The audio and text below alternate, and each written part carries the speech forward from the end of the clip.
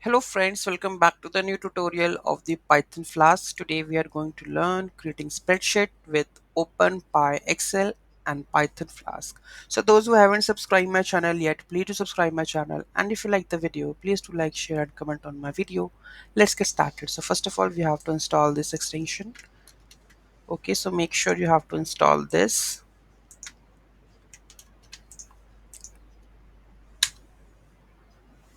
Okay, this is done.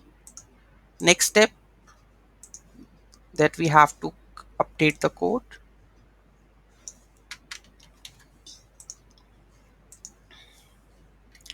Excel.js. Okay, so here we are have some issues for what I think. Sorry, I just forgot because I'm just updating every time the .js file in the node. So .py. Okay, save this. Okay, and why we are using the bytes.io.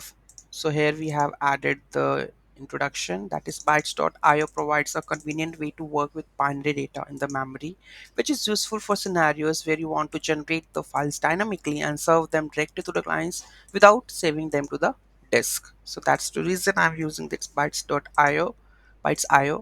And here we are importing from the Flask and the send file. Open PyXL from importing workbook from the OpenPyXL, right? So here we have the function that is generate Excel. Okay, so let's try to generate this Excel. So first of all, we have to create the workbook, access the active worksheet, then add data to the cells. Okay, and save the workbook to the bytes.io object. Okay, and run the Excel as downloaded attachment. Okay, so it will download the attachment. Let's have a look. Okay, and with the name of example.xlxx. Save this and just run Python. Here we have a excel.py. Let's run it. And here we need to just copy paste this URL.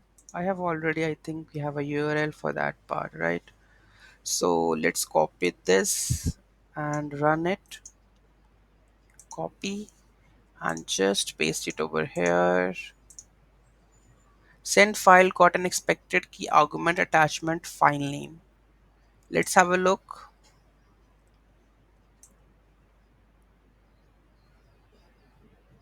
Return the Excel file as the download attachment. What exactly they mentioned? The type error, send file got an expected keyword attachment file. Let me check their documentation, what exactly they want to say. Give me a second. So now we are back. So basically the issue is with the download name and the previous one is depreciated, right? So let me hide this. So this is the issue. So make sure return send template output download name, the name as attachment with this. Okay, save this and automatically it rerun. Okay, so let's try to just where we are, copy this and just paste it. So here you can see that the example SLS file is downloaded. If I just open it, this workbook, discard, yes, and here you can see that with the name and the age we have successfully inserted into this sheet, right?